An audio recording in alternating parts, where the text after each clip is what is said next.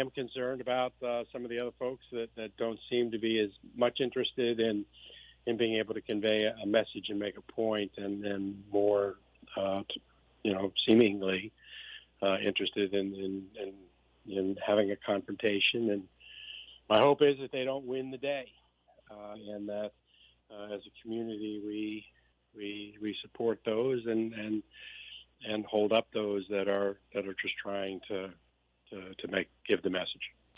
We saw the governor sending troopers here in Austin and other major Texas cities to help keep the peace. Have you spoken with the governor about security in Austin today? I did speak with the governor, and he made an offer of support. I know that our law enforcement management have had access to the state to get their support if we needed it. I saw what was happening around the police station and saw that there was some measure of state presence there, and that's a good thing.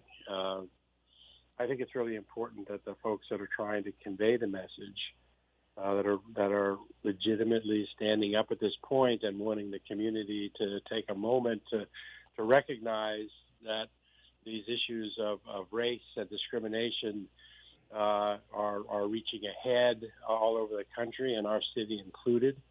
And I think that they deserve that opportunity to be able to convey that message. And I think keeping the crowd safe is an important part of enabling that opportunity. And certainly we have a lot of concerns as we go into the nighttime. We don't want this to go on any longer, right? Absolutely. And as you look at what's happened in other cities, that's obviously a concern. And we're as prepared for it, I think, as you can be. But ultimately, I would ask people in the community to remember that, we're in the middle of a pandemic. So having had the opportunity to be able to convey the message, I was encouraged to see so many people that were wearing face coverings that were participating in this. That's important, as is the physical distancing. So my hope is that most people in the community stay at this point, having gotten the chance to be able to convey the message that having made that message, my hope is that folks will now see that they don't have to gather tonight. This demonstration was to be in honor of Mike Ramos, who was killed in an officer-involved shooting last month. And last night, the Travis County DA's office announced that it will present this case to a special grand jury. So far, no one's been charged in his death. Is that an indication that this process can be slow sometimes, our judicial system, but it is working? My whole experience with government is it's always too slow. And the city doesn't have direct input into the prosecutorial decisions of the district attorney's office, but I was glad to see that. I saw that videotape that first weekend that had been taken by a bystander, and as I said that weekend, it was just incredibly disturbing video to watch.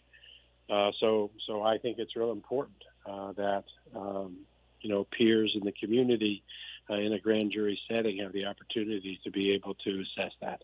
It was a real disturbing video. I'm happy to see that's moving forward. But the city needs to move forward on things too. We have a city that has really stepped forward to decriminalize a lot of minor offenses, and we have taken police oversight to a dramatically different place. There's a lot of work that this city is doing, needs to do, given the legacy and the history that we have. These challenges obviously were not created overnight. They're not going to be solved overnight.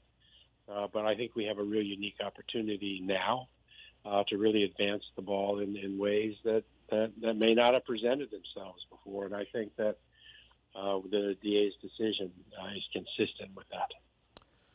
As we continue to look at the scene there at the Capitol grounds, let me get your final thoughts on what's happening and any final words you want to give to the folks. Well, I think it is a good and powerful thing when people have the opportunity to be able to demonstrate and to message, and that's a good thing. I hope for our community that it stays safe. I expect our law enforcement to continue showing restraint, and I recognize that this is in the middle of a pandemic, and I want people to take care of themselves and be safe. While certainly it's an opportunity for people to show up, I would be remiss as the mayor of this city if I didn't tell people that, to the best you can, it'd be great to avoid crowds and to wear face coverings. We want this. Austin is a progressive city that is working really hard to try to address decades and decades of inequities in our city, and it's important that we have accountability for the things that we have done and that we show true action to move forward.